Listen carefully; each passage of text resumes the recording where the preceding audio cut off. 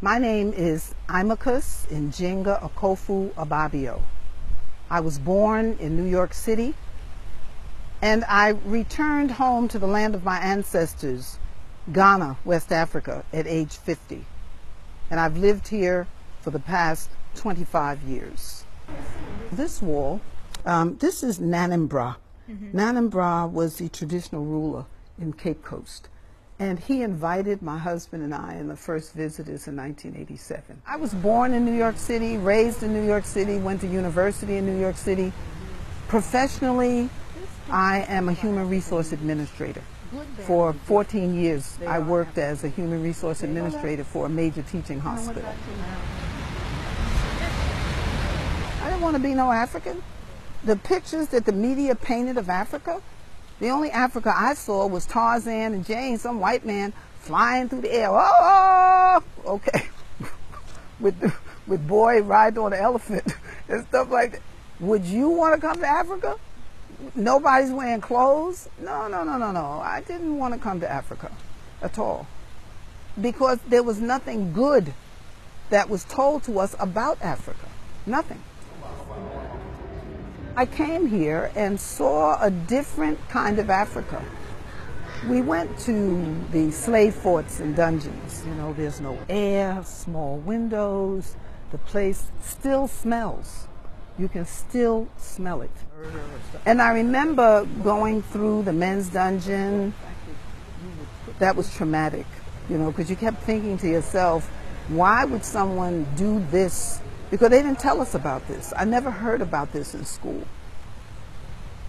Then I went into the women's dungeon, and when the group was leaving, I asked the man, I just would like to stay behind for a few minutes. This is the women's dungeon. And as I stood there in that dungeon, you know, the room started like filling up. There were women in there. They were women. They were naked. Some of them were half dressed. They were crying. People were screaming. And I remember being terrified, screaming. And then it was like all of a sudden, you know, it's not even all of a sudden, like gradually, I could feel people touching me, you know, soothing me, saying, it's all right. You're home. You're safe. Welcome back. Don't cry. And they just kept, you know, how someone comforts you. Then all of a sudden it was like, just like they came, they went away. Little at a time, it was like, until I was sitting on the ground all by myself. And I couldn't move. But then when I got up and I came out of the dungeons, it was like it was dark, getting almost to nighttime. But I knew when I crossed that threshold and came out of that dungeon that I would never be the same person again. Never.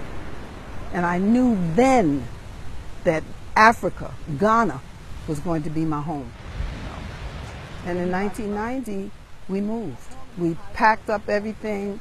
We sold everything that we could sell. All we couldn't sell, we gave away. All we couldn't give away, we threw away. And we just packed up a few things, like my books and things like that, and we came to Africa. They thought we were mad. Even today, people think you're crazy when you say you're coming to Africa. If you say you're going to Paris, they go, oh, bring me some perfume, it's so wonderful.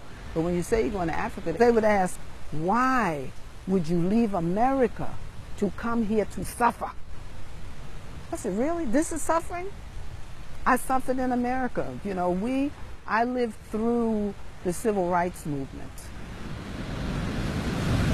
Everything we ever got in America, we fought for.